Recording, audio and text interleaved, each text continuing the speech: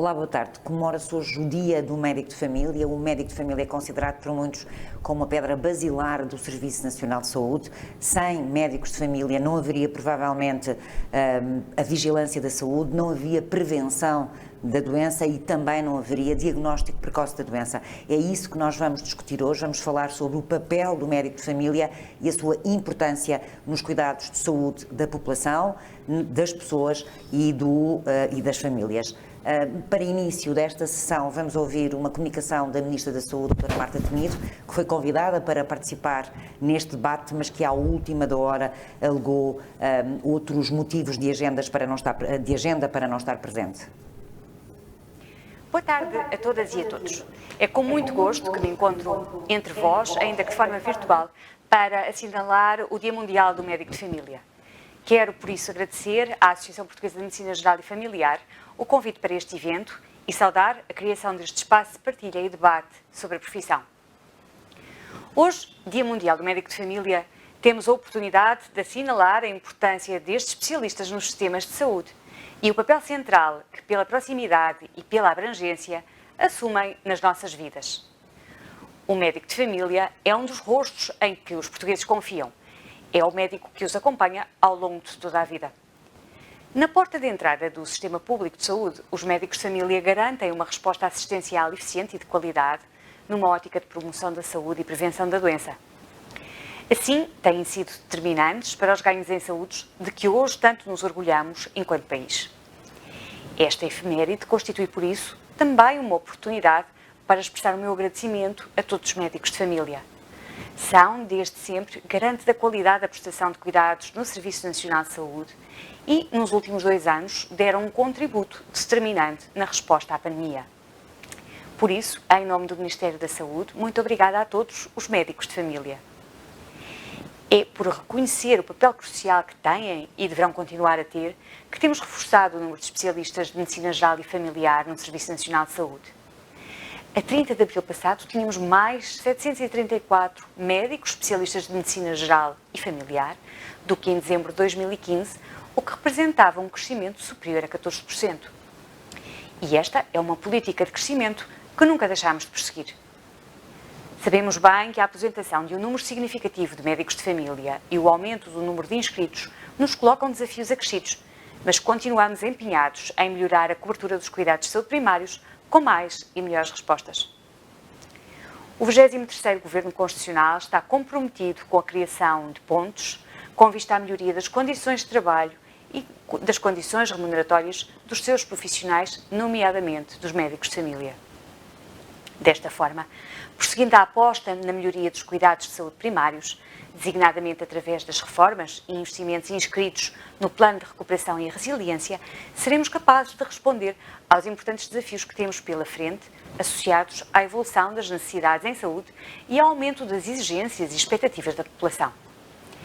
Estamos concentrados num projeto de saúde universal que não deixa nenhum doente para trás. Juntos, seremos capazes de construir um SNS em crescente melhoria e acessibilidade. Dr. Nuno Jacinto, eu começo exatamente por uma das palavras que a Ministra da Saúde disse, aliás, que nós temos ouvido ao longo dos anos, não só desta Ministra, mas de todos os Ministros e Secretários de Estado, que é, todos os anos se anunciam mais médicos de família, e o facto é que nós vemos é que todos os anos há mais utentes sem médico de família, e o que nos parece é que aqui há algum dado que está errado. Há mais médicos de família ou há mais doentes sem médico de família? Bem, boa tarde. Em primeiro lugar, cumprimentá-la, cumprimentar o Sr. Bastonário, o Dr. Manuel Pizarro, em nome da APMGF, muito obrigado por estarem aqui, cumprimentar todos os médicos de família e felicitá-los por este Dia Mundial do Médico de Família. Nós podemos fazer as contas que quisermos. O que é facto é que temos... Mas há alguém que não está a fazer bem as contas. Nós temos mais utentes sem médico de família e temos um balanço negativo, ou seja, o que nós temos é mais médicos a reformarem-se e vamos ter nos próximos anos muitos médicos de família em condições de se reformar e é expectável que se reformem, e temos uma dificuldade em captar e fixar os restantes especialistas. E isso junto faz com que tenhamos este aumento progressivo, que temos visto no último ano, nos últimos meses, de utentes sem médico de família atribuído. Nós podemos andar aqui a fazer contas e dizer que temos mais 700, mais 600. É certo que na pandemia houve mais utentes a inscreverem-se no SNS, mas isso não compensa todo este aumento de utentes sem médico atribuído. E o que nós temos que perceber é O que é que temos que fazer para que os médicos de família queiram ficar no Serviço Nacional de Saúde? O que é que temos que fazer para que ele seja atrativo, sobretudo para as gerações mais novas? Também temos colegas mais velhos, ainda sem estar em idade da reforma, que vão saindo, mas o grande problema é que, apesar de formarmos 500 novos médicos de família por ano, nós só fixamos 2/3 desses médicos, às vezes metade em algumas regiões. Isso é dramático e a perspectiva é que se continua a agravar. Isso não pode acontecer, temos que inverter essa situação. Mas isso é porque a profissão ficou menos atrativa? Ou são as condições em que os médicos trabalham que são menos atrativas? Ou seja, é a relação com o utente e o seu conteúdo funcional enquanto profissional, enquanto médico, que se deteriorou e que está menos atrativo, ou tem a ver com as condições? Esse é um excelente ponto. Quando nós falamos com os colegas, e há estudos já nesse sentido, os colegas continuam a escolher a especialidade de Medicina Geral e Familiar porque gostam. E quando lhes perguntamos se gostam da especialidade que têm, já especialistas, eles continuam a dizer que sim. O que não gostam é das condições que os rodeiam.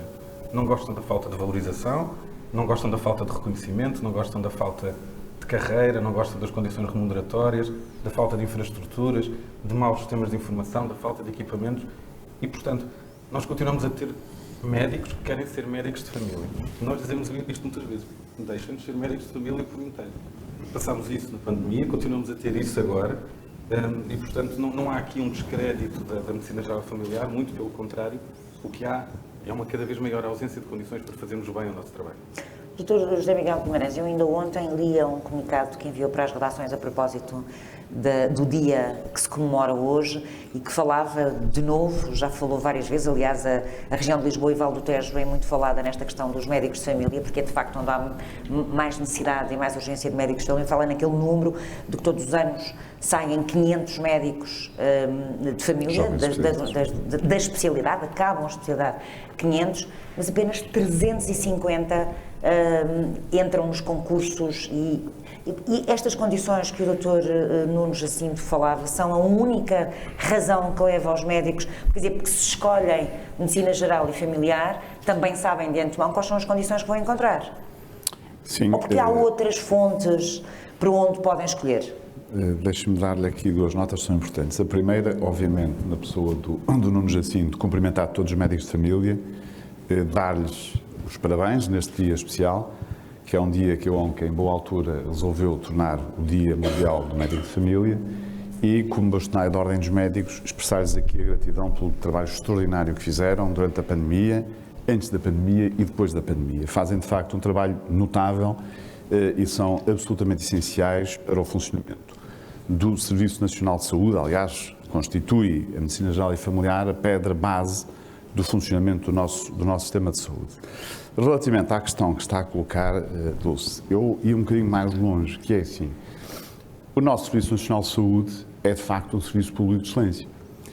É no seu desenho, nas suas características genéticas, como costumava dizer o Dr. Ou seja, filosoficamente é filosoficamente, mas, e serviu muito bem numa determinada fase aquilo que eram os interesses dos portugueses e de Portugal.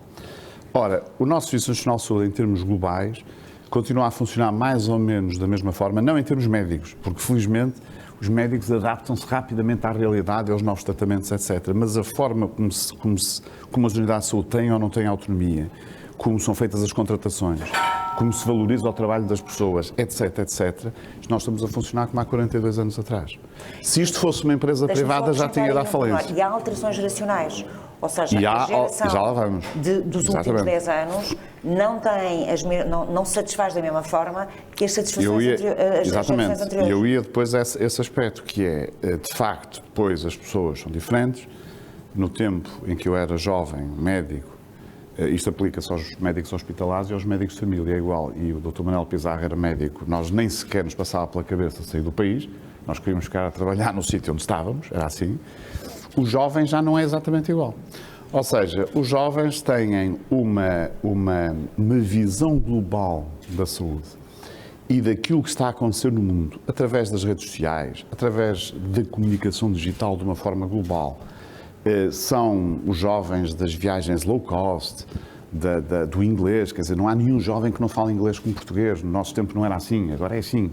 E, portanto, tudo isto torna-nos com uma capacidade de flexibilidade muito grande, para além de que os núcleos familiares, isto também é importante, que antigamente eram mais poderosos, as pessoas estavam mais em família, as famílias viviam mais juntas, as famílias ainda se apoiavam uns aos outros. Hoje em dia já não é assim. Aliás, um dos grandes problemas que nós temos relativamente às nossas pessoas mais velhas é exatamente este. É que os núcleos familiares estão-se a desintegrar já há muito tempo. E, portanto, eles tanto trabalham em Lisboa, no Porto, no Algarve, ou em Londres, Madrid ou Paris. E, portanto, têm um conjunto de condições que, obviamente, são melhores, ora no setor privado, ora fora do país, e acabam por tomar essa opção. E porquê? Eu acho que o Dr. Nuno Jacinto explicou basicamente a essência desta questão, que é, obviamente, a valorização e o respeito. A valorização do trabalho. Para o médico, no ensino superior, estuda e é avaliado publicamente durante pelo menos 11 a 13 anos. 11 a 13 anos de ensino superior. Não há nenhuma profissão assim. Não há nada que se lhe compare. Para ser especialista de uma área que depois varia com a especialidade, os 11 ou 13 anos. Portanto, a valorização do trabalho destas pessoas, obviamente, está ferida muito por baixo, de forma completamente diferente daquela que acontece na maior parte dos países da União Europeia, em que os médicos têm uma posição completamente distinta daquela que acontece em Portugal. E, portanto, as pessoas, por um lado, têm isto, depois não veem o seu trabalho reconhecido pelas autoridades competentes. Os médicos jovens gostam de ter acesso, jovens e não jovens, mas os jovens aqui são mais assertivos, ter acesso à inovação, gostam de ter acesso àquilo que são as novas terapêuticas, gostam de tratar os doentes da melhor forma possível. E, sobretudo, e agora, centrando um bocado nos médicos de família, os médicos querem ser médicos. Ou seja, os médicos não querem estar no seu local de trabalho, no consultório, a perderem 30% a 40% do seu tempo a exercerem funções administrativas. Nós até já fizemos uma proposta à nossa Ministra da Saúde para acabar, ou pelo menos para mitigar, para diminuir de forma clara as tarefas administrativas e burocráticas, e depois a desenrascarem-se, e aqui os mais novos conseguem se desenrascar melhor que os mais velhos, mas mesmo assim desenrascarem-se, com sistemas informáticos muitas vezes complexos, em que a pessoa para ver um doente mês para em 7 ou 8 aplicações perde imenso tempo. E, portanto, os médicos querem fazer medicina. E isso também lhes está a ser coartado. Ou seja, eles parcialmente fazem medicina e parcialmente fazem tarefas que não deviam ser tarefas deles. Portanto, o conjunto desta situação, o não verem o Serviço Nacional de Saúde a ficar mais elástico, a ter uma percepção diferente das coisas. Eu nos últimos dias tenho estado a fazer uma reportagem a propósito da saída dos médicos do Serviço Nacional de Saúde, e dados que eu pedi à CSS, verifiquei por acaso que há muitos médicos que saíram do Serviço Nacional de Saúde, mas que continuam no Serviço Nacional de Saúde com contratos individuais de trabalho, com tarefeiros, enfim. Não há também aqui uma questão que tem a ver com a forma como a carreira está instituída. Sim. E que já não agrada, a forma como aquela carreira está instituída, já não agrada às novas gerações? Sim, a carreira não é aplicada na prática. A carreira é ligeiramente aplicada na prática. Como dizia o doutor,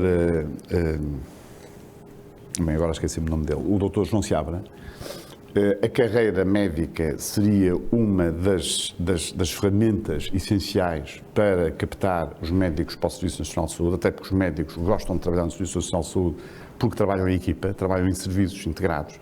Eu opero um doente, sei lá, no Hospital São João, saio, mas há sempre outro médico, se for necessário ver aquele doente, quer dizer, há um trabalho global, que no setor privado ainda não é assim, começa a ser assim em alguns sítios, mas ainda não é assim. A verdade é que esta questão é uma questão que é importante também para ajudar a reter os médicos, ou melhor, para ajudar os médicos a optarem a ficar a trabalhar no Serviço Nacional de Saúde. É ter uma carreira nova, uma carreira que se aplique na prática e que tenha concursos todos os anos para todas as categorias e que os médicos possam atingir todas as categorias. Neste momento não faz sentido nenhum que o médico altamente diferenciado, que faz um concurso para assistente graduado sénior, só para lhe dar este exemplo, mas só há um lugar naquela categoria e há 5 candidatos, os 5 candidatos concorrem, são aprovados, passam no exame que lhes é feito, que é um concurso público, com 5 membros do júri, mas depois um fica como assistente graduado sénior, os outros não são assistentes graduados sénior. Repare, você não vê isto em mais nenhuma profissão. E isto é um erro. Portanto, as pessoas, a perspectiva de nós atingirmos o topo da carreira, estou a dizer nós, enfim, e é verdade, é muito baixa. Portanto, é verdade que a carreira médica tem que mudar e por isso é que a Ordem dos Médicos, já agora deixe-me dar-lhe esta nota, a talha de foice, está a desenvolver, e já desenvolveu, enfim, estamos neste momento na fase final, a fazer aquilo que se chama o novo relatório das carreiras médicas, indo um bocado de encontro àquilo que o professor Mila Guerra fez já lá há uns anos, em 1959, a obra que foi publicada em 61. Que é que está em vigor? Que é que está em vigor? Não, que deu origem, que deu origem depois ao Serviço Nacional de Saúde, deu origem depois às negociações que foram feitas da carreira médica com os sindicatos médicos, etc. Não é? E agora possa servir de base para o poder político eventualmente se interessar, os vários partidos políticos e o governo, para reverem definitivamente a carreira médica, porque isso pode ser uma peça essencial para que as pessoas voltem a acreditar e a ficar no Serviço Nacional de Saúde, que é importante para os portugueses. Repare que nós temos que ter um Serviço Nacional de Saúde forte, porque nós temos muitas desigualdades sociais no nosso país e a melhor forma de combater as desigualdades sociais em termos de saúde é ter um Serviço Nacional de Saúde de grande qualidade. Isso é fundamental para os portugueses e para o país. Dr. Manuel Pizarro, o senhor tem aqui 3 visões do setor da saúde. É utente, é médico e já foi governante, já foi secretário de Estado da Saúde. Recordo-me que quando era secretário de Estado da Saúde, foi na altura em que se iniciou, de novo, a dedicação não plena, na altura era a exclusividade, e julgava-se que isso seria a possibilidade de, dando mais dinheiro aos médicos, trazer mais gente para o Serviço Nacional de Saúde. Não resultou. Bem, vamos lá ver. Em primeiro lugar, eu queria saudar a Associação Portuguesa de Médicos de Clínica Geral, agora a Associação Portuguesa de Médicos de Família, na pessoa do Dr. Nuno Jacinto, e aproveitar para saudar todos os médicos portugueses, já que me intitulou, o que é verdade como utente, aproveito também para saudar o meu médico de família, que acabou de se reformar, o Dr. Bernardo Vilas Boas, que é uma personalidade muito relevante nesta carreira, foi durante alguns anos presidente da Associação Nacional do SF, saudar o meu bastonário, o Dr. Miguel Guimarães, e dizer que, vamos ver, o ponto aqui é este. Nós temos que perceber por que circunstâncias é que hoje as pessoas mais jovens, uma parte significativa delas, não querem ficar no Serviço Nacional de Saúde. Eu acho que esse é que é o Mas não problema. são só os mais jovens. Os mais jovens não querem, mas os outros também não. Não sei. Na área da medicina geral e familiar, tanto quanto penso, o problema é fundamentalmente com os mais jovens, tanto quanto de acordo com as informações que eu tenho. Eu acho que isso exige, porque a preocupação há uma década atrás, na altura em que foi feita a reforma dos cuidados de saúde primários, foi valorizar a posição do médico de medicina geral e familiar. Alguma coisa foi feita. Aumentou-se, por exemplo, a formação de 3 para 4 anos e houve um conjunto de outros sinais com algum relevo que na altura foram dados.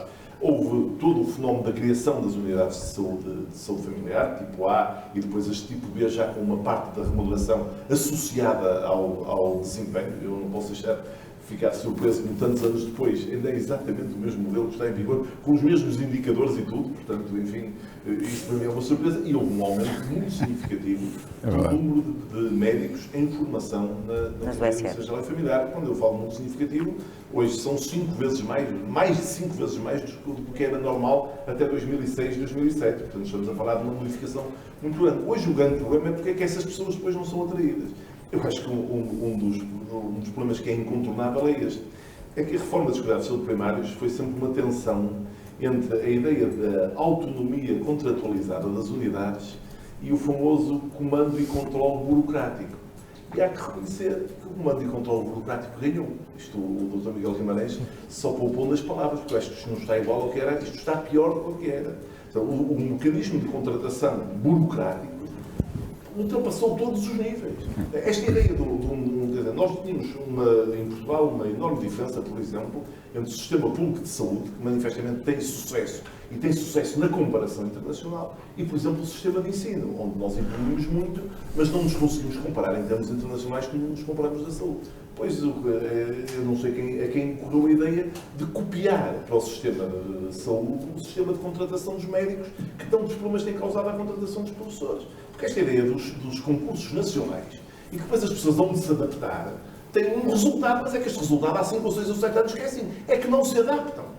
E ninguém é capaz de modificar isto. Nós, quer dizer, eu estou convencido que era muito melhor que as pessoas pudessem escolher as suas unidades funcionais e serem contratadas em função disso, do que esta coisa de obrigar as pessoas a concorrerem com a ilusão de que uma pessoa ou vais para Mafra, ou o teu lugar é esse. Mas ele nem fica em Mafra, nem lado Paulo nenhum. Grande, nem lado nenhum, vai para outro sítio qualquer. Mas que eu não sei, há de haver a produção de evidência, tanto há de ser que há de convencer as pessoas que este método não serve. Eu fico absolutamente horrorizado com esta ideia de um concurso nacional. Mas isso depois leva-nos a outras questões, leva-nos à autonomia, leva, enfim, a uma série de questões. Isto não é só nos médicos de família. Não é? Nem eu, nem geral, o Miguel geral, Guimarães entramos para o hospital em que estamos num concurso Nacional, claro. Vamos ver, só basta conhecer a classe profissional em causa e o tipo de especificidades para perceber que só isso é um fator de perturbação que não tem vantagem nenhuma. E o tema é, mas quem é que se lembrou disto dos concursos nacionais? Porquê que esta ideia é boa?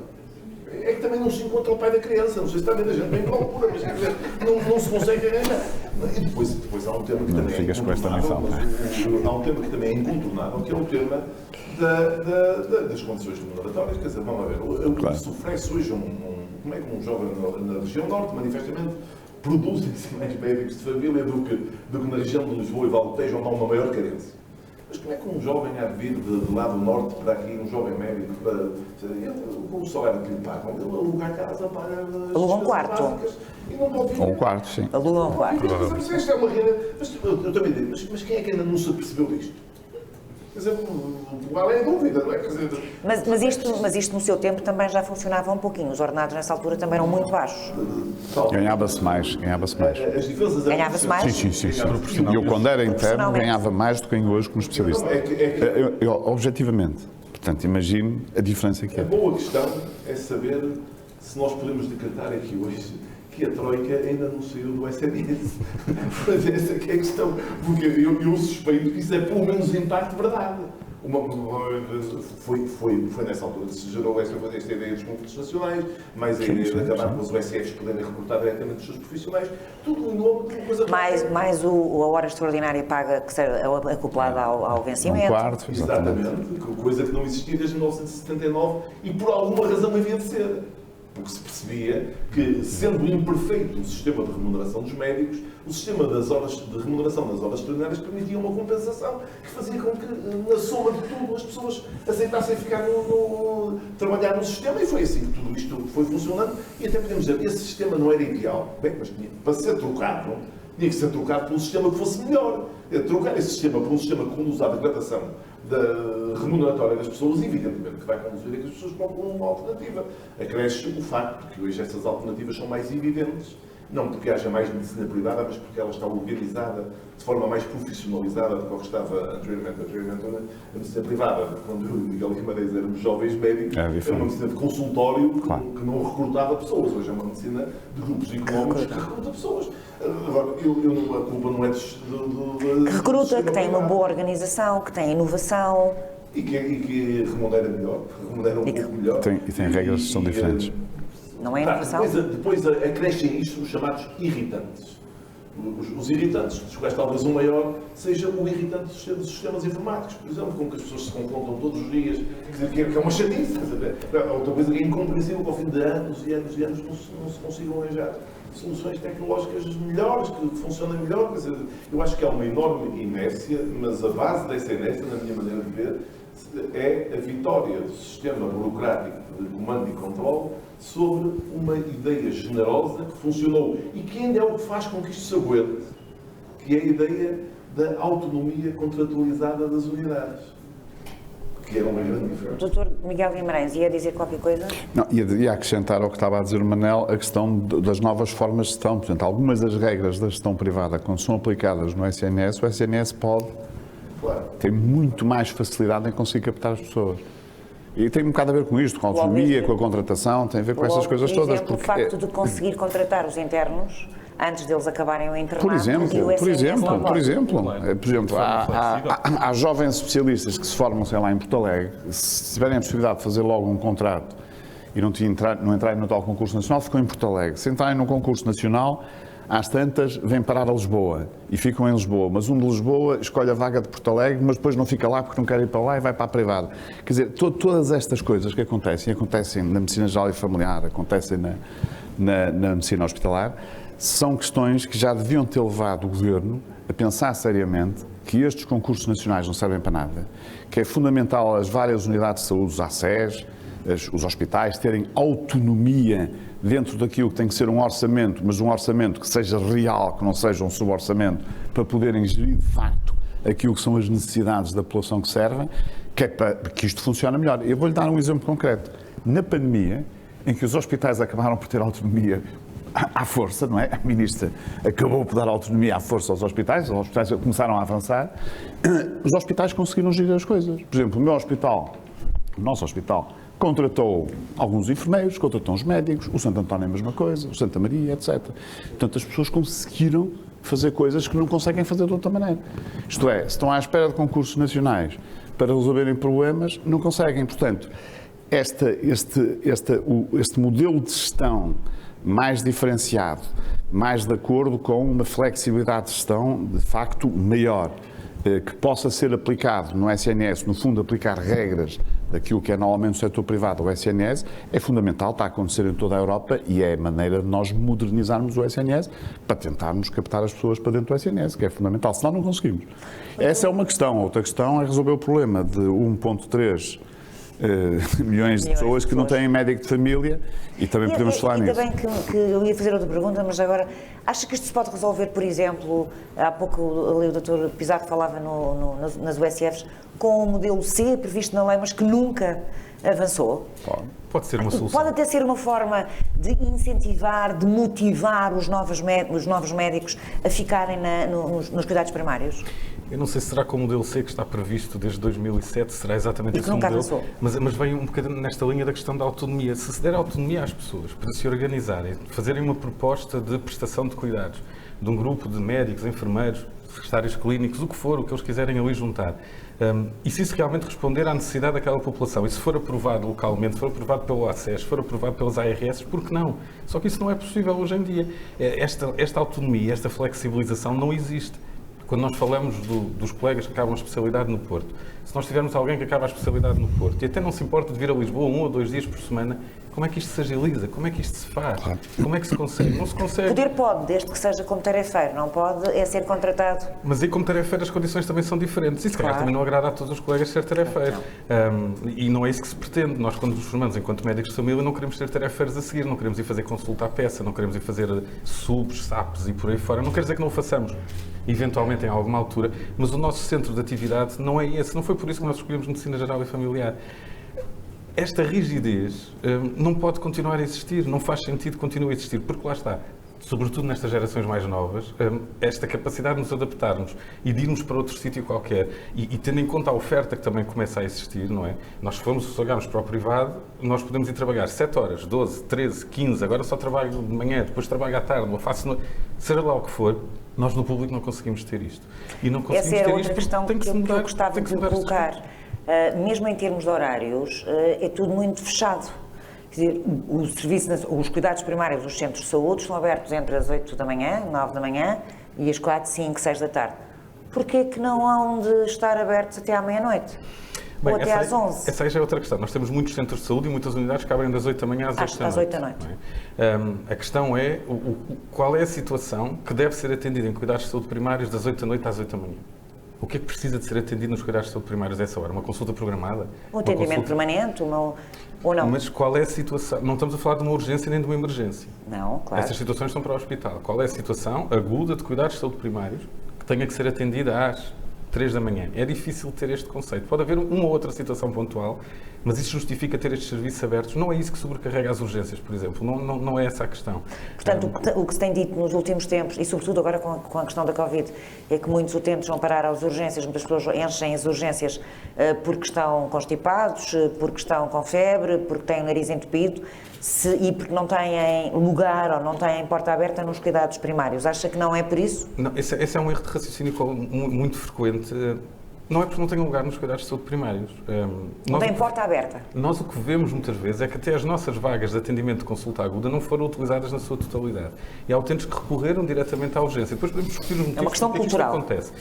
É uma questão cultural, mas não é só, desculpem a expressão, culpa dos utentes. Não é só por isso. Muitas vezes eles também são empurrados e são levados a que isso aconteça. Os próprios hospitais não têm outra resposta que não seja ao serviço de urgência. Onde é que temos hospitais de dia e consultas abertas das especialidades hospitalares sem serem projetos piloto? Isso não acontece. E quando nós falamos das urgências, e tem-se falado muito, por exemplo, da urgência do Hospital de São João, o Hospital de São João serve uma população que tem médico de família atribuído na sua esmagadora maioria. E que tem o SIFs a funcionar e o CSPs a funcionar. E quando nós olhamos para o número de atendimentos na urgência, o número de atendimentos de doença aguda, de consulta não programada, naqueles ACES, naqueles dias, nós vemos que a esmagadora maioria desses atendimentos foi feita nos cuidados de saúde primários. Por cada utente que entra naquela urgência, temos 3 ou 4 a ser atendidos nos centros de saúde. E, portanto, o foco é sempre também um dos nossos problemas. Nós focamos do lado do hospital e damos a ideia de que os centros de saúde estão parados ou fechados. Isso não é verdade. Não corresponde à realidade. Os centros de saúde não estão parados. E, como se vê, neste sítio existem médicos de família a trabalhar, existem unidades a funcionar. Claro que em locais onde não haja médicos de família e onde haja menos profissionais, esta situação agudiza. Se não havendo uma resposta nos cuidados de saúde primários, há mais utentes a recorrer à urgência. Mas o que estava a dizer era que muitas vezes havia capacidade de resposta, mas que não havia procura. E que não há procura e ela não é totalmente utilizada. Em muitos locais mas isso acontece. Por que isso acontece? Aí também entra muita questão cultural, entra a literacia em saúde e entra a literacia em saúde não só da população, mas também dos profissionais e de toda a maneira como o sistema está montado. Nós temos urgências que são de acesso totalmente livre e, portanto, nós vamos à urgência e temos aquela ideia que até podemos esperar mais um bocadinho, esperamos mais umas horas, mas fazemos os exames, fazemos tudo, quando na realidade até não eram precisos assim tantos exames, ou se calhar não eram precisos nenhum, e a resposta poderia ter sido dada na sua USF ou na sua CSP. E nós temos que arranjar maneira de levar as pessoas a irem essas unidades, a usarem os recursos que têm à sua disposição. A minha unidade funciona há 13 anos e ainda hoje tenho utentes que me dizem que não sabia que estava aberto ao fim de semana das 8 às 14, apesar do horário estar escarrapachado na porta. Aí puxa brasa à minha sardinha, a falta de comunicação dos gestores. A comunicação em saúde em Portugal é o parente pobre. É verdade. Também é verdade. Também é verdade. Aliás, está-se a notar.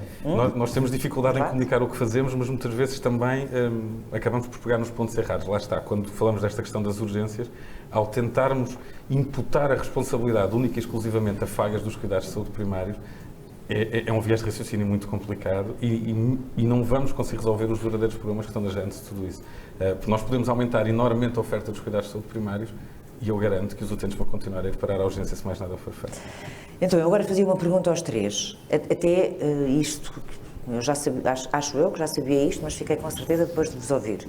O diagnóstico está feito. Portanto, já toda a gente sabe, já sabe quais são as patologias ou as doenças que têm que ser tratadas. O que é que falta fazer? Dr. Miguel Guimarães. Falta, o que é preciso? Falta introduzir as mudanças. Vontade política? Sim, eu acho que falta. Há duas soluções para isso. Eu há pouco tempo não respondi a uma colega sua desta maneira, que é ou isto é incompetência dos políticos que nos governam, o que pode acontecer, porque não têm preparação suficiente para resolver os problemas. Isso quer dizer que há anos que temos ministros e governos incompetentes. Não, porque as coisas não foram sempre assim. As coisas não funcionaram sempre assim. Ainda há bocado o Dr. Manuel Pizarro explicou que no nosso tempo as coisas não eram assim. Repare, nem eram assim em termos de salários, não eram assim em termos dos doentes, das espera e tal. Agora é verdade que os cidadãos hoje conhecem melhor os seus direitos, sabem que podem recorrer ao Serviço Nacional de Saúde, portanto, é verdade que hoje há muito mais pessoas no Serviço Nacional de Saúde do que havia no nosso tempo. É um facto, quer dizer, as pessoas usam, têm direito a ele e usam. E, contrariamente àquilo que tem sido dito várias vezes pelos políticos, os políticos falam sempre, bem, nós contratamos mais médicos. Bom, a pergunta que eu uma vez fiz à Sra. Ministra da Saúde foi isso, mas onde é que estão, então, os médicos de família e os médicos hospitalares? Eles contratam e ficam no bolso, não estão a trabalhar. Porque assim, se eu neste momento tenho 1,3 milhões de pessoas sem médico de família, é porque não se contrataram mais médicos de família. Então, se contrataram médicos de família, não se sabe onde é que o Ministério da Saúde está a colocar. Quer dizer, portanto, há aqui é como disse há bocado Nuno Jacinto, e bem, não bate a letra com a careta, há aqui qualquer coisa que não está bem. Agora, também há mais utentes, isso também é uma verdade. Sim, há mais utentes, mas nós sabemos que há mais utentes. Não 1.300.000. Sabemos que há mais pessoas com doenças crónicas, sabemos que infelizmente continuamos na cauda da Europa em termos daquilo que são as doenças crónicas e obviamente que isso tem impacto no sistema de saúde. Mas a verdade, médico de família tem mais dificuldades, assim, é mais dificuldades em tratar a população, os utentes de hoje, do que os utentes de há 15, 20 anos. Sim, provavelmente, mas a medicina geral e familiar hoje, por exemplo, é uma especialidade de corpo inteiro, que há 30 anos atrás estava em desenvolvimento. Repare que a medicina geral e familiar é a especialidade médica, todas as especialidades médicas, isto do que eu tenho conhecimento no meu tempo, que mais se desenvolveu. Para os médicos de família, criaram uma especialidade, criaram programas de formação, criaram programas de formação médica contínua, etc, etc, etc. Então, têm uma organização que muitas especialidades hospitalares neste momento não têm. E, portanto, nós hoje temos médicos de família mais bem preparados, digo eu, espero não estar a dizer nenhuma asneira, do que tínhamos há 30 anos atrás, em que a especialidade ainda estava a começar, em que os médicos aprendiam por si, em que não havia ainda propriamente um internato.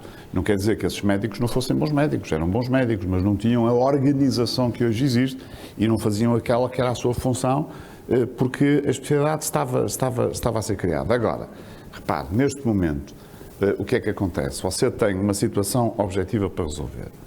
Claro que nós falamos em várias situações que, se forem implementadas e podem ser implementadas rapidamente, ajuda a resolver o problema que existe.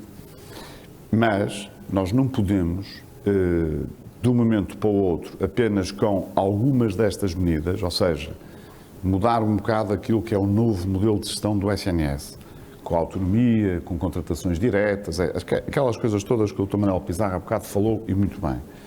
Vai ajudar a resolver a médio prazo, não ajudar a resolver amanhã. Se eu quiser que 1.300.000 pessoas tenham um médico de família, eu vou ter que contratar estes serviços fora do SNS. Se eu não tenho esta capacidade dentro do SNS, o Estado tem que contratar fora do SNS, tem que gastar dinheiro. Ou seja, o problema do Estado, e depois vinha, quando eu disse há bocado, ou é por incompetência, ou por não se quer aumentar o orçamento específico para isto. Ou seja, não gastar dinheiro, porque se eu pagar às pessoas fora do SNS, através dos modelos C, das USFs modelo C, por exemplo, ou alguma coisa parecida com o modelo C que exista, ou contratar diretamente com as grandes unidades privadas, ficarem com uma lista de utentes e pagar-lhes a mesma coisa que pago numa USF modelo B. Convencionar, sim, fazer um contrato. Até que haja médicos de família suficientes no SNS, porque eu acho que, no caso dos médicos de família, é muito importante eles estarem integrados no SNS. Esta é a minha opinião, não é? Mais do que, é mais fácil a contratação, se calhar, de serviços de especialidades tipo urologia, como a minha, fora, do que os médicos de família. Os médicos de família têm um ambiente mais específico, que funciona melhor dentro do Serviço Nacional de Saúde fora. Mas, neste momento, para desenrascar a situação, é possível fazer isso e consegue-se isso. Repare, você, neste momento, tem quase 1.700 especialistas de medicina geral e familiar fora do SNS. O que significa que temos médicos de família fora, que podem, eventualmente, estar disponíveis, porque esta audição é uma audição importante. Aliás, eu há pouco tempo fiz uma pequena sondagem junto de 20 médicos de família que estão fora e todos eles me disseram que estariam disponíveis. Repare bem. Portanto, fiz uma pequena sondagem. Quando foi agora às eleições, por causa das coisas que se diziam ali, lá e além, eu tentei perceber se os médicos de família, até mesmo médicos que já estavam formados, estariam disponíveis para assumir uma lista de utentes e tal. E todos disseram que sim. Agora, pergunto-me assim, a Ministra já fez isso? Quem tem que fazer isto é a Ministra. O Governo quer gastar 100... Em termos de modelo C? Não, o modelo que for, pode ser o modelo C. O modelo C já existe, está legislado. Existe uma legislação que prevê a existência de modelos C, do SFs de modelo C, que permite fazer isto de forma completamente legal, embora ainda não tenha sido aplicada e se calhar precisa de mudar relativamente àquilo que foi a sua concepção original. Precisa ser adaptada aos novos tempos. Mas a verdade é esta, quer dizer, se o Estado estiver disponível para gastar cerca de 100 milhões de euros por ano para que este 1.300.000 pessoas tenham médico de família, julgo que o consegue fazer. Agora, julgo que não consegue fazer, mas não é o modelo correto para o futuro, quer dizer, não é? Eu acho que no futuro é importante que os médicos de família estejam no SNS. Dr. Nuno Jacinto, esta resolução a curto prazo que o Dr. Miguel Guimarães fala? Eu acho que aqui o ponto-chave é ir perguntar aos colegas o que é preciso. E nós temos insistido com isto muitas vezes. Perguntar aos colegas que estão no privado, perguntar aos colegas que estão fora, aos colegas que são tarefeiros, perguntar aos colegas que acabam a especialidade e que não escolhem a vaga, ou que escolhem e que passado pouco tempo saem. E isto, como dizia o Sr. Bastonário, tem que ser feito pelo Ministério, tem que ser feito pela Sra. Ministra. Porquê que não ficaram? O que é que os levou a não ficar? O que é que vos levava a voltar? O que é preciso? E nós andamos anos e anos nisto, a ouvir palavras bonitas, voltámos a ouvir aqui hoje, e todos nós concordamos genericamente com o que diz a Sra. Ministra. Enfim, nós não estamos na porta de entrada, aparentemente alguns até já estamos fora, nem à entrada estamos, mas enfim, era muito melhor que olhassem para nós como a base do sistema do que propriamente como os porteiros de alguma coisa, não é isso que nós somos. Mas o que é facto é que depois, quando chega à altura e quando é preciso discutir, falar, apontar medidas, a Sra. Ministra não está cá. E eu não podia deixar de salientar esse aspecto. Nós temos que rapidamente falar com as pessoas, falar com quem está no terreno, falar com estes colegas. E é fácil, nós sabemos quem eles são. O Ministério tem esses dados, as ARS têm esses dados. E perguntem porquê é que isto aconteceu e o que é que podem mudar no imediato, o que é que os leva a sair. Porque senão, o que nós vamos ter é mais um concurso daqui a pouco tempo, exatamente as mesmas condições dos anteriores, com as mesmas condições de trabalho, e vamos ficar muito espantados quando soubermos que há uma percentagem elevadíssima de vagas que ficam por preencher. E no ano a seguir abrimos um concurso ainda maior e temos uma percentagem ainda mais elevada. E vamos insistir nas mesmas soluções que já se perceberam que não funcionam para problemas que existem há não sei quantos anos. Se no imediato é preciso ir convencionar com privados, se é preciso ir pagar mais a esses médicos para voltarem, tudo pode ser discutido. E depois aqui vamos entrar em questões políticas, de ideologia, mas tem que ser discutido e alguma coisa tem que ser feita. Se nós não fizermos nada e se não começarmos a dar sinais a estes colegas que agora vão saindo, que as coisas vão mudar, e se não começarmos a mostrar aos internos que estão lá agora que isto vai mudar e que há perspectiva de que mude, eles vão já começar a pensar que o SNS não é para eles. E com todas as suas virtudes e defeitos, esta reforma que aconteceu em 2005, 2006, 2007, e haverá aqui quem possa falar muito melhor sobre ela do que eu, o que é facto é que deu uma nova esperança a profissionais, a utentes, e deu a esperança de que, ok, vou trabalhar para algo que é diferente e que eu possa ajudar a construir. Depois, aconteceram aqui múltiplas coisas pelo meio e ficámos, enfim, numa coisa a 2 ou 3 velocidades como temos agora. Mas o que é facto é que nessa altura o SNS era atrativo. E as pessoas apostaram em projetos diferentes. E os colegas ficavam no SNS. Os colegas acabavam a especialidade e ficavam. O que é que mudou? O que é que aconteceu aqui no meio? O Dr. Manuel Pizarro já falou disso. Nós temos um sistema mais burocrático, mais anquilosado, rígido. Ganhamos pior. Não vemos perspectiva das coisas mudarem. E, obviamente, depois acabamos por procurar outras alternativas. Dr. Miguel Pizarro. Miguel não, Manuel. Peço desculpa. Eu acho que nós, um primeiro sinal devia ser dado mesmo com o sistema de contratação dos médicos. Era substituir o concurso nacional pela contratação direta. É que é mesmo isso que eu estou a propor. Pelas instituições. Pode parecer uma coisa escandalosa que eu estou a propor, mas é que já o fizemos e parece que, tanto quanto eu sei, o mundo não estava pior. E nem isto já aconteceu, eu não estou a propor nada que seja assim ciência inovadora. Era assim que se fazia. E mais, as vagas dos lugares onde há carência de médicos de família vão estar abertas em permanência. Um médico pode decidir não concorrer a um lugar em janeiro e arrepender-se em junho e concorrer, ou aparecer outro. Porquê que a ARS não pode contratar? Tem que esperar pelo concurso do ano seguinte e durante aquele ano. Isto não faz mesmo nenhum sentido. E sim, há problemas mais complexos. Eu acho que esta primeira medida ajudava.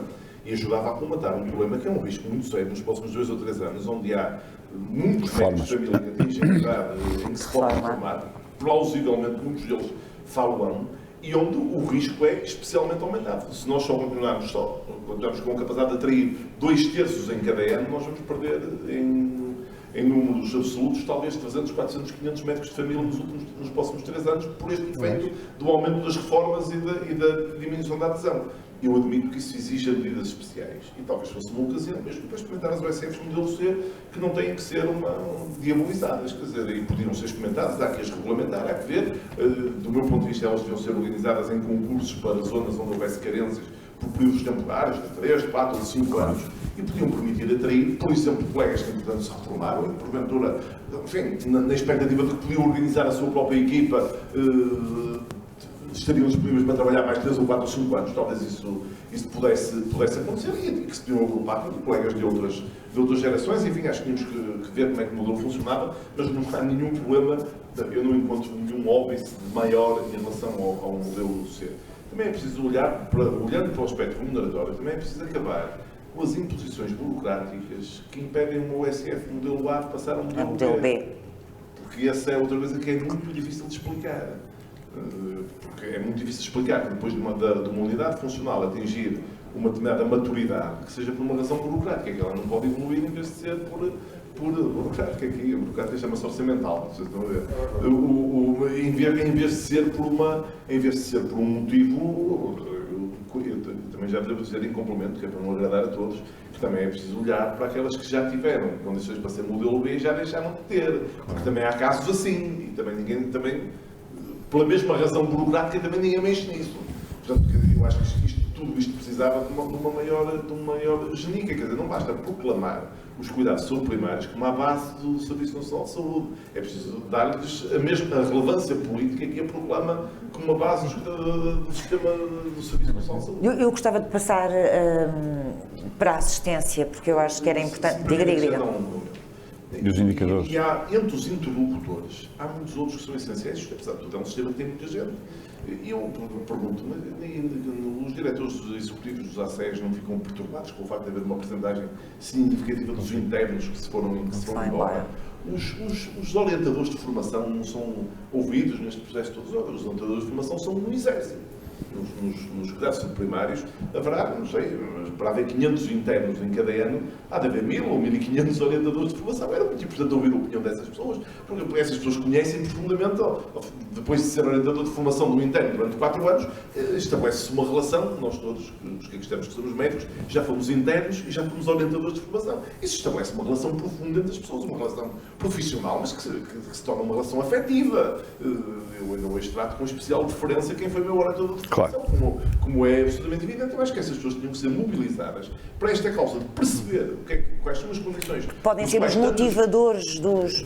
E tentarmos perceber com rigor as causas, porque nós concentramos muito no aspecto material, e o aspecto material terá um peso nisto, mas a minha dúvida é saber se nós resolvemos o problema material, assim que é preciso resolver. Eu já o enunciei, um jovem que não tenha casa aqui na região de Lisboa, não pode seguramente entrar na carreira de médico de medicina geral familiar em Lisboa, não pode, a não ser que aceite viver em condições materiais um bocadinho difíceis. Não é?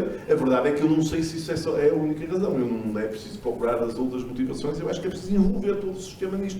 Isto tem que funcionar como sempre um sucesso do Serviço Nacional de Saúde foi em larga medida a mobilização dos seus profissionais. Aliás, o Serviço Nacional de Saúde foi em larga medida construído de baixo para cima com a mobilização dos seus profissionais. E é preciso retomar esse espírito. A ideia de que isto é um serviço burocrático igual aos outros é uma ideia que não será bem sucedida.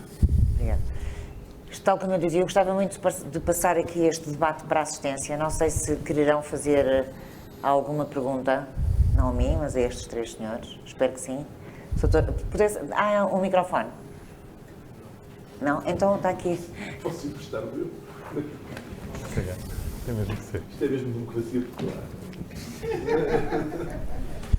Boa tarde a todos. Agradeço à Associação por este debate, que acho que era importantíssimo.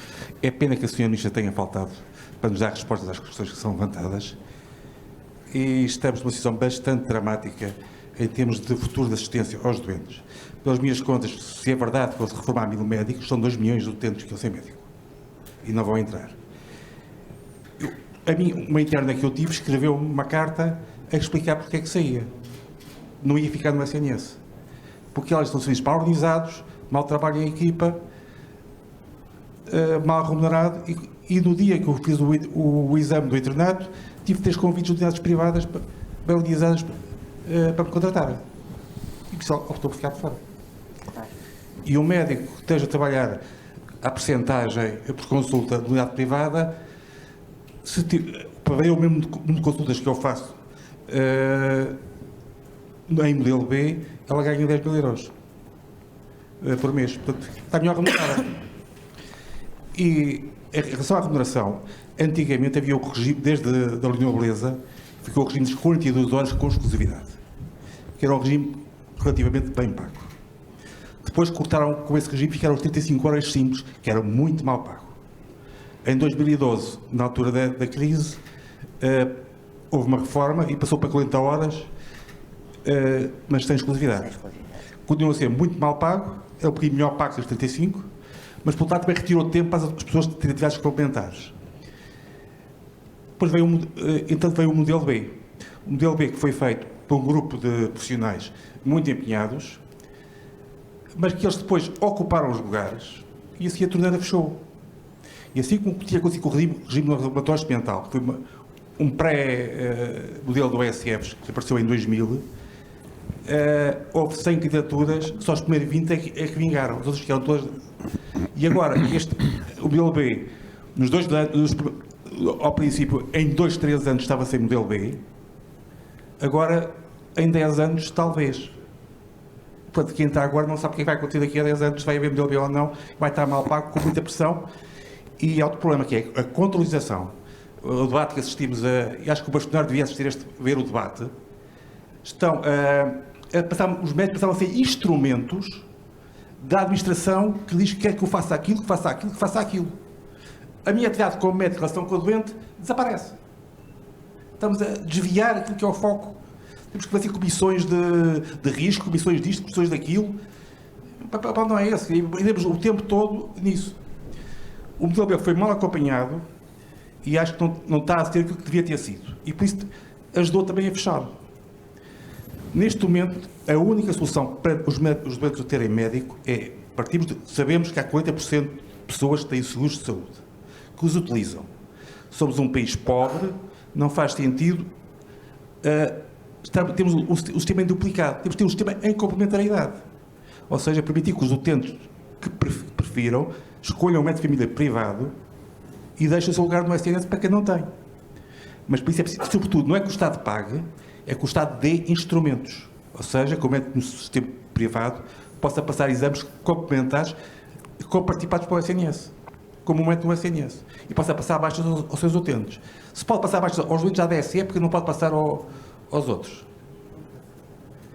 E isto ajudava a puxar os 1.700 médicos que existem cá fora, pô-los ao serviço e permitia muitos utentes optarem por este sistema. Porque eles, na prática, já optam e utilizam, só que depois precisam ter um outro médico que precisar de uma baixa tem que lá ir. Isto ajudava, é a única forma, no imediato, de resolver o problema. O modelo C, eu acho que sim, mas demora 2 anos a implementar. A discussão com os sindicatos vai ser tramitada, os sindicatos não querem. Os sindicatos não querem aquilo que disse de concursos, daquela que os concursos, os sindicatos querem concursos, querem defender o direito de cada um, em função da nota que teve, a ser primeiro a escolher. E, portanto, não é fácil. Não é fácil resolver isto. Doutor, para darmos aqui, estamos quase em cima da hora.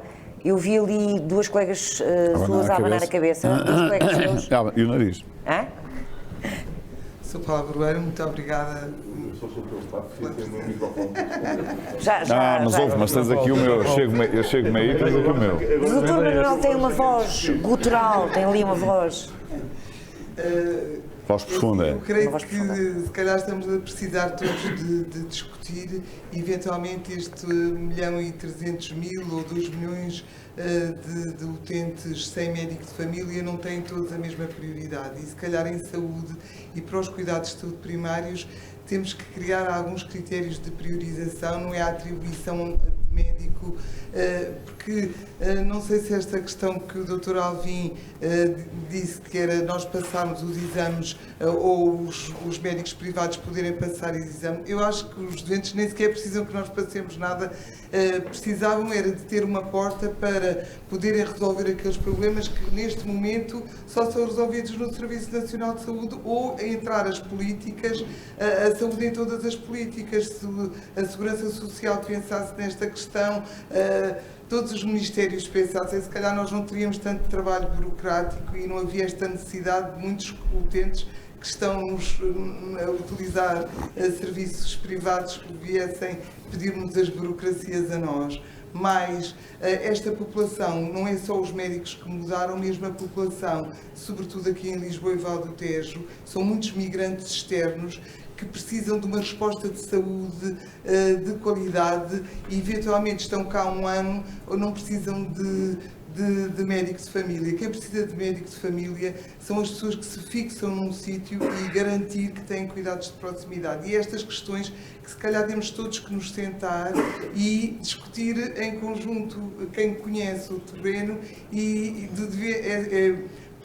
pensar global para agir local, e o que eu creio que é o que está a faltar. Queremos sempre tudo global e depois no concreto, eu dou o exemplo, eu se quisesse fazer hoje uma unidade de saúde familiar, eu consigo arranjar médicos a tempo parcial que querem trabalhar comigo, mas não tenho nem enfermeiros nem secretários clínicos, e isto é tão óbvio, é tão simples como isto, é as questões da burocracia, da contratualização, e portanto temos todos que pensar. O seu colega não queria... deu uma... Então, está ali ao fundo, mas se pudesse passar o microfone, peço desculpa. Boa tarde. Para citar a PMGF por mais este debate.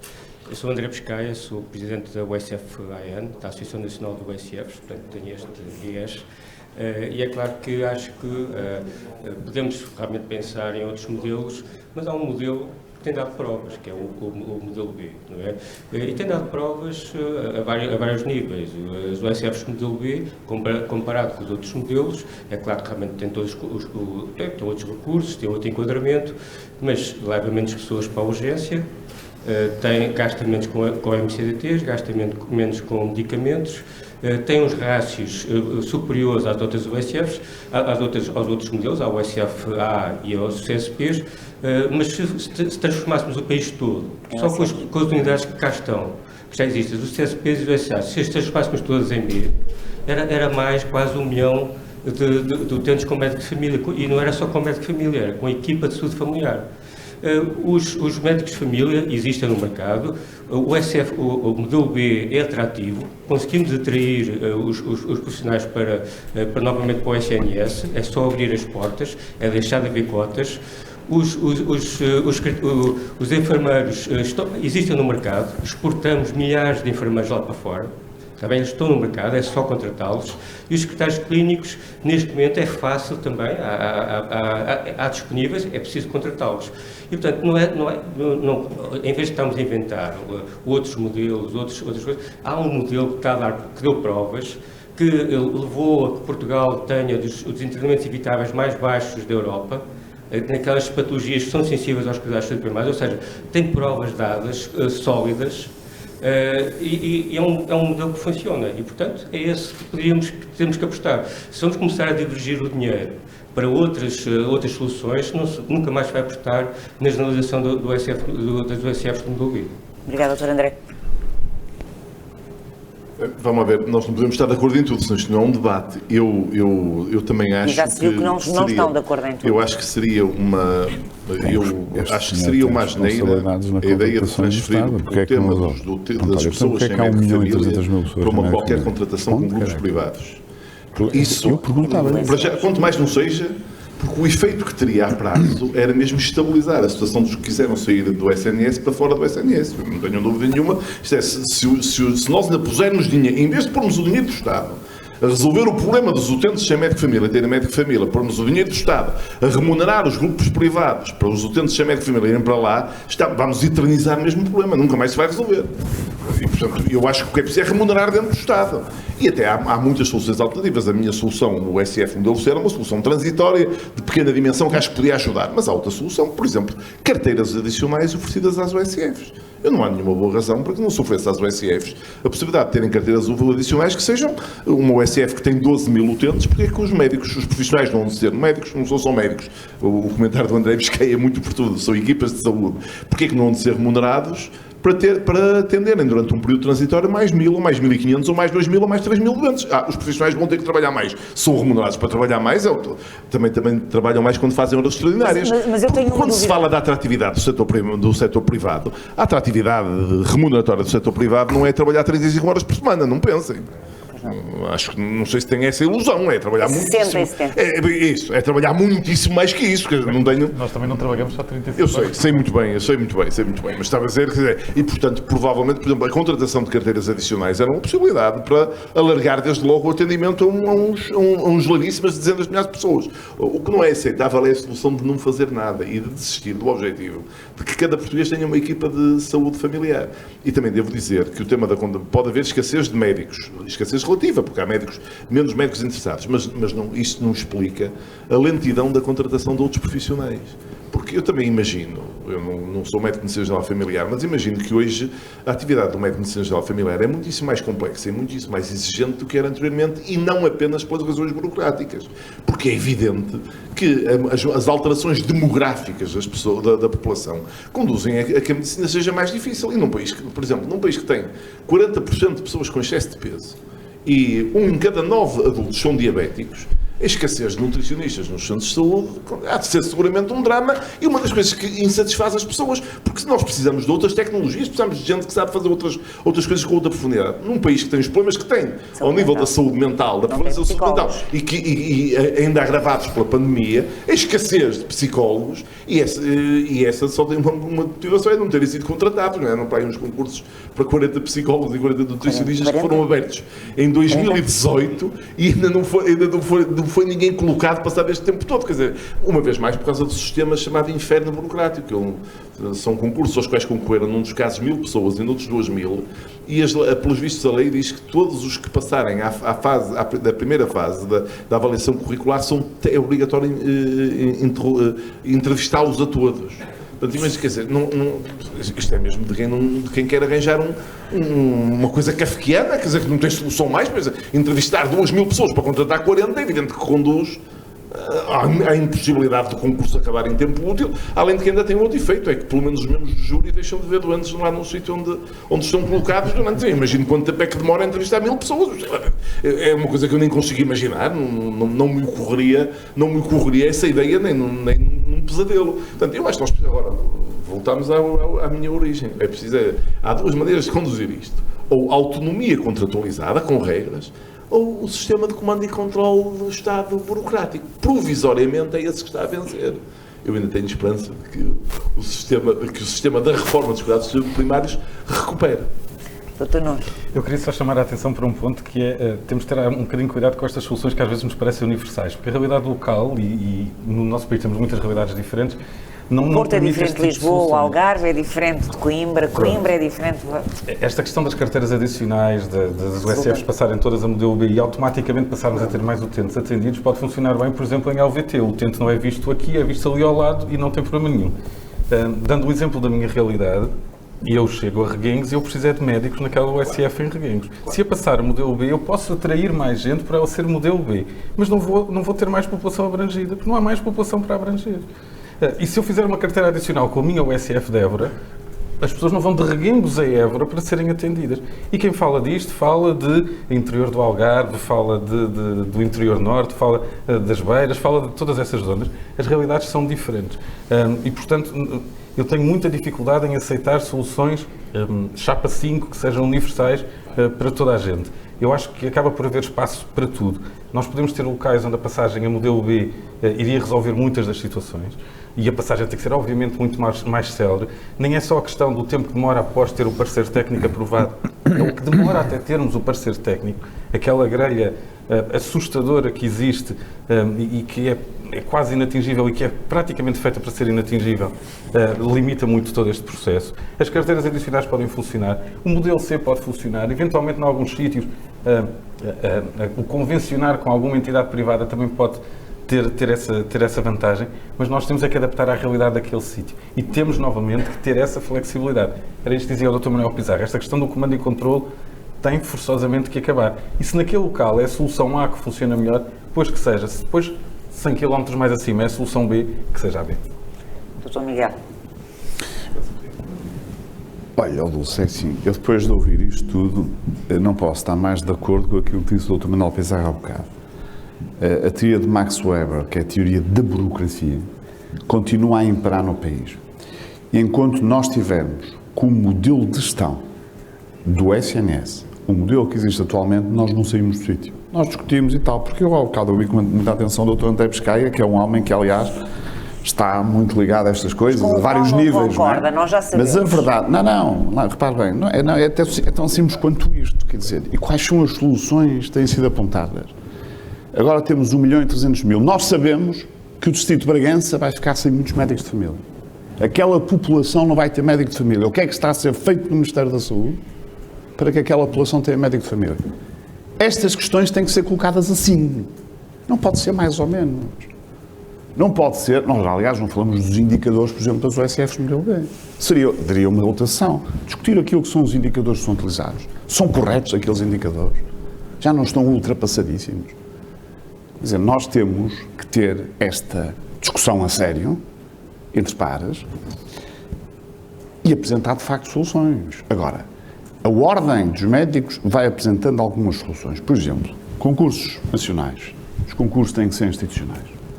E eu sei que os sindicatos, enfim, não sei se os sindicatos pensam os dois da mesma maneira, mas... Pensam. Não sei se pensam, ouça, eu eu sei mais um bocadinho que você, portanto, dê-me esse privilégio. Não sei se os dois sindicatos pensam da mesma maneira ou não, mas independentemente disso, o modelo de concurso nacional que funcionou na altura, foi aplaudido por toda a gente, etc., já não funciona. Rapidamente mostrou, é como diz o Manuel Pizarro, que ninguém sabe quem é que foi o pai do modelo. Toda a gente acha que este modelo não funciona. Toda a gente acha que se as unidades de saúde, a nível dos acessos, sejam ICFs modelo A, B ou CSBs, o que for, e os hospitais pudessem contratar diretamente as pessoas, as coisas funcionavam muito melhor. Eram mais fáceis, eram mais rápidas. É como dizia há bocado no Unibank, quer dizer, um tipo está a acabar a especialidade, já está a ter ali um tipo a oferecer um contrato ali na CUF ou noutro sítio qualquer, e o hospital, bom, quando é que vai abrir o concurso? Daqui a meio ano, daqui a um ano, depois quando é que vai ser a colocação? As pessoas têm família.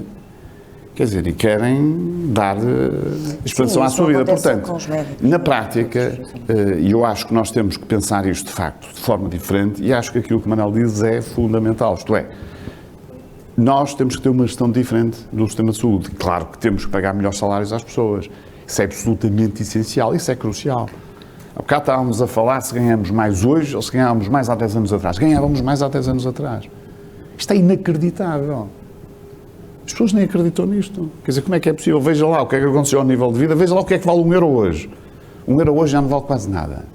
Há 10 anos atrás, €1 era um euro, quer dizer, não é? E nós ganhávamos mais há 10 anos atrás do que ganhamos agora. Portanto, o poder de compra caiu a pique.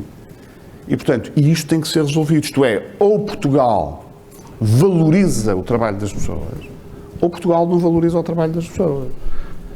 Aliás, o Manuel disse uma coisa engraçada há pouco tempo no Congresso da Convenção Nacional da Saúde, relativamente aos Estados Unidos e à questão do sistema de saúde, etc, etc. Que não sabe se o sistema de saúde é melhor ou pior, enfim, o nosso é melhor seguramente, mas que é seguramente mais caro nos Estados Unidos. É verdade. E os restaurantes são mais caros. E os serviços são todos mais caros. E porquê é que os serviços são todos mais caros? Porque nos Estados Unidos, no Reino Unido, na França, etc., pagam melhor às pessoas. E nós somos pagos de forma miserável. É que eu, se for a um restaurante no Reino Unido, eu vou pagar muito mais do que num restaurante em Portugal, porque os funcionários que estão lá a trabalhar ganham melhor. São compensados pelo trabalho que fazem. Mas se eu for ao supermercado no Reino Unido comprar uns bifes ou uma coisa qualquer, e comprar aqui é igual. Portanto, esta é a diferença. O nosso país habituou-se a desvalorizar o trabalho das pessoas. E este aspecto pode parecer um aspecto pequeno, mas é um aspecto essencial, porque é assim, as pessoas olham pela sua vida. Claro que esta questão da gestão, esta questão da proximidade, esta questão do trabalho em equipa e de nós podermos contratar rapidamente as pessoas, obviamente vai resolver alguns problemas, quer dizer, vamos conseguir aumentar a contratação das pessoas, mas não resolvemos os problemas que estão a acontecer, porque estes problemas de fundo, que foram hoje colocados aqui, de 1.300.000 pessoas, não têm médico de família. Mesmo que não precisem todas, enfim, mesmo que sejam 1.200.000, continuam a ser muitas. Do que vai acontecer em alguns distritos específicos do país, que nós já sabemos quais são. Porque os médicos que estão agora a reformar, nós têm nome e sabemos onde é que eles estão a trabalhar. E sabemos que o distrito de Bragança é crítico aqui. E eu não estou a ver ninguém a fazer nada por causa disso. Esta é que é a questão fundamental. Bem, nós já passámos há muito o nosso tempo, mas ainda assim foi um debate muito agradável, pelo menos para mim. Agradeço aos três, agradeço a quem esteve presente e também a quem esteve em casa a ver-nos. E que se continua a comemorar o dia do, isto não é uma frase feita, mas que se continua a comemorar com alegria o dia do médico de família, porque são de facto uma peça basilar no nosso Serviço Nacional de Saúde. Está a ver? Diagnóstico,